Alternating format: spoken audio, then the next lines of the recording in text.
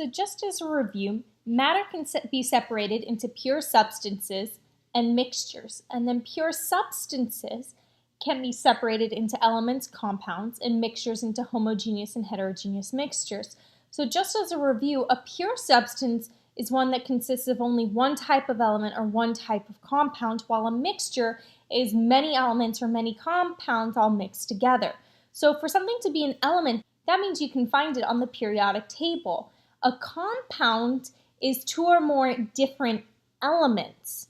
A homogeneous mixture is a mixture of compounds and or elements that is the same throughout. So this example here gives you tea, for example, while a heterogeneous mixture is multiple either compounds or elements, but they are not uniform throughout. And for example, one example of a heterogeneous mixture would be this example of water and oil. So the first thing in classifying matter is identifying either whether what you're dealing with is a pure substance or a mixture, and then from there, classifying pure substances as elements or compounds, and mixtures as either homogeneous or heterogeneous mixtures.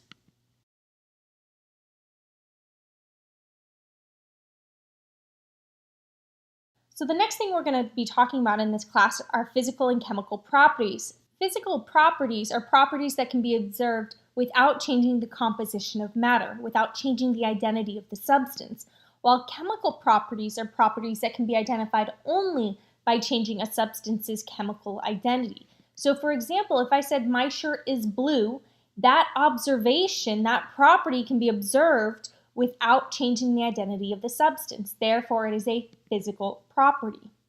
Now, those are physical and chemical properties. Let's now talk about physical and chemical changes. A physical change is a change that does not alter the chemical identity of a substance. So for example, whenever you're melting something or freezing something or dissolving something, you're not changing the identity of the substance. It's still the same substance, and therefore it's a physical change.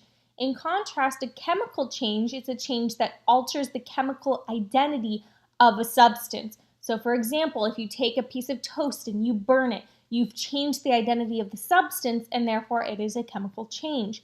So if I dissolve salt into water, since I'm not changing the identity of the salt or the water, it's still salt and water, it's going to be a physical change.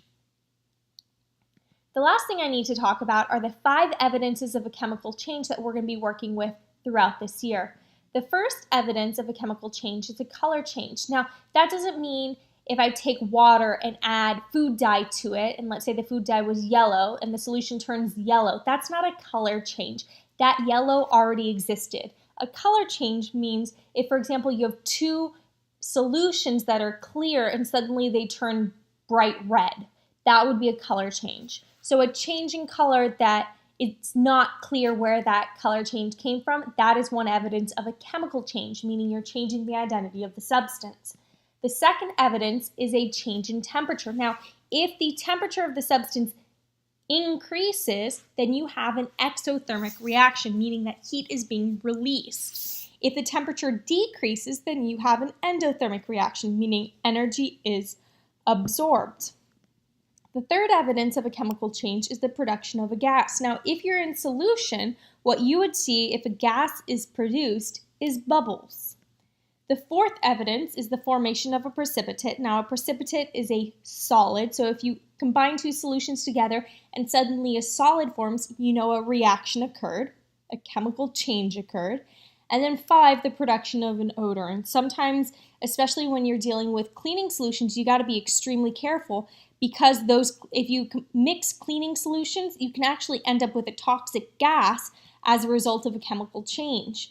And that produces a pretty terrible odor, but also one that is toxic.